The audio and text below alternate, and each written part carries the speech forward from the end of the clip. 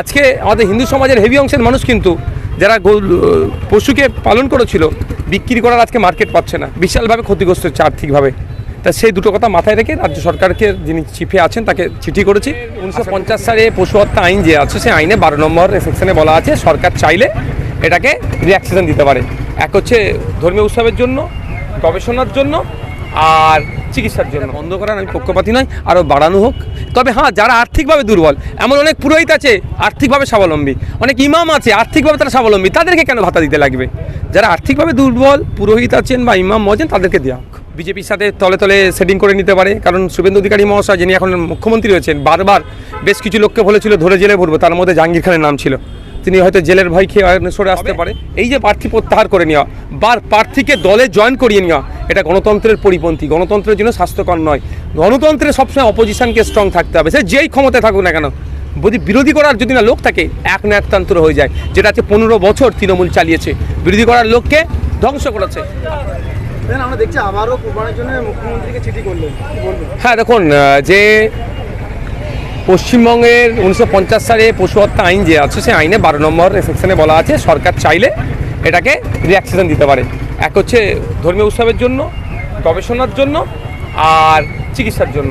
এখন আমরা কি দেখছি, একদিকে তারা যাকে সুযোগ দেয় তাহলে কী হবে, ধর্মীয় উৎসবটা নির্বিঘ্ন হবে। আর সাথে সাথে কী হবে, আজকে আমাদের হিন্দু সমাজের হেভি অংশের মানুষ কিন্তু যারা পশুকে পালন করেছিল বিক্রি করার আজকে মার্কেট পাচ্ছে না, বিশালভাবে ক্ষতিগ্রস্ত হচ্ছে আর্থিকভাবে। তা সেই দুটো কথা মাথায় রেখে রাজ্য সরকারকে যিনি চিফে আছেন তাকে চিঠি করেছি।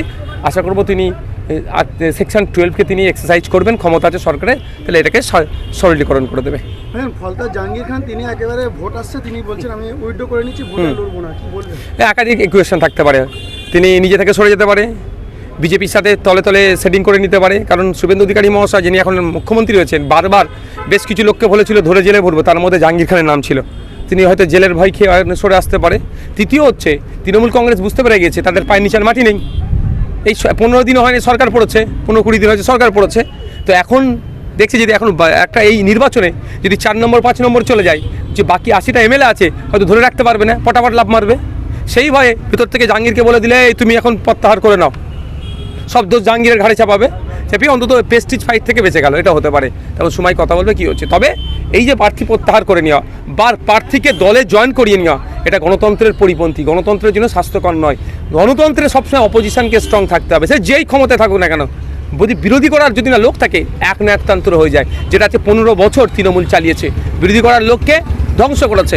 আপনি যেখানে দাঁড়িয়ে আছেন বামনঘাটা বাজার থেকে শুরু করে এখানে ওয়েটল্যান্ড আছে, এখানকার যারা আদিম নিবাসী দীর্ঘদিন যারা বসবাস করছে তারা একটা টয়লেট করতে পারবে না, তারা একটা ইলেকট্রিক লাইন দিতে পারবে না, তাদের উপরে জুলুম হচ্ছে। আর যারা মাল দিচ্ছে তারা প্রাসার সময় বাড়ি মানিয়ে ফ্ল্যাট করে নিচ্ছে। এখানে অপোজিশনকে ধ্বংস করে রেখেছিল, তাই আজকে অপোজিশন এখানে শক্তিশালী হয়েছে, ওগুলো সব বন্ধ হবে। জাহাঙ্গীর খান বলেছিল পুষ্পা ঝুঁকে সব সিনেমার ডায়লগ সিনেমাতে হবে, বাস্তব আর রিয়েলের মধ্যে অনেক তফাৎ। ইমাম মুয়াজ্জিন এবং পুরোহিত ভাতা একেবারে বন্ধ করে দেওয়া, সামনের মাস থেকে আর দেওয়া হবে না, কি বলবেন? তখন আমি আর্থিকভাবে কারো পেটে লাথি পড়ুক আমি চাই না। লাথি এটা আমার খারাপ ভাষা জানি কিনা, কারো প্লেটে হাত পড়ুক আমি এটা চাই না। আমি তো বাড়ানোর কথা বলেছি। আর 1000 টাকা একটা পুরোহিত মশাই কী করবে? আমাদের 5000 10,000 কথা বলি, একটা ইমাম সাহেব 2,500 নিয়ে কী করবে? আমি বাড়ানোর কথা বলি। 29,000 মতো প্রায় 30,000 পুরোহিত মহাশয় আছেন, ইমাম মুয়াজ্জিন মিলিয়ে প্রায় 60,000-এর কাছাকাছি আছেন। এটা বন্ধ করার আমি পক্ষপাতী নয়, আরও বাড়ানো হোক। তবে হ্যাঁ, যারা আর্থিকভাবে দুর্বল, এমন অনেক পুরোহিত আছে আর্থিকভাবে স্বাবলম্বী, অনেক ইমাম আছে আর্থিকভাবে তারা স্বাবলম্বী, তাদেরকে কেন ভাতা দিতে লাগবে? যারা আর্থিকভাবে দুর্বল পুরোহিত আছেন বা ইমাম মুয়াজ্জিন তাদেরকে দেওয়া হোক।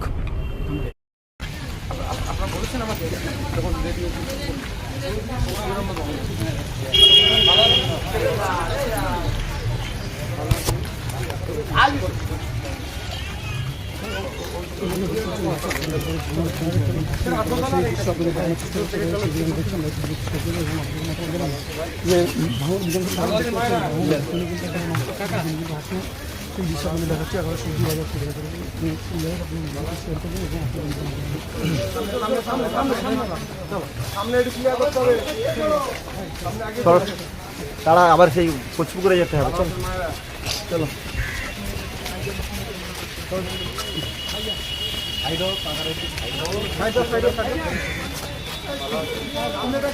সামনেটা ক্লিয়ার।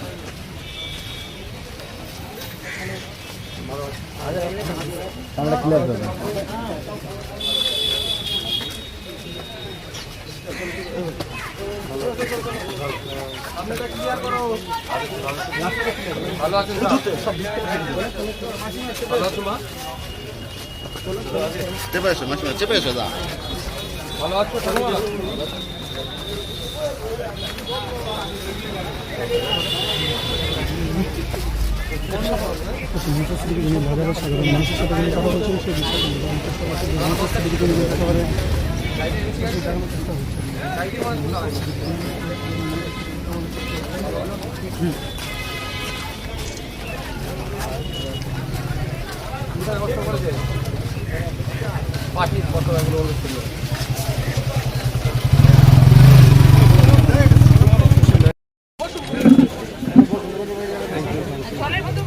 ফ্যানটা চালিয়ে দাও।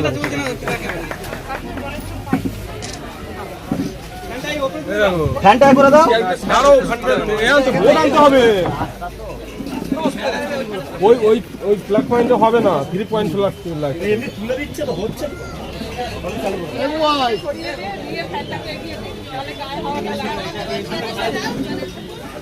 বলছি ওনার কাছে এখানে একটা বোর্ড পাওয়া যাবে, বলবো ওই লোক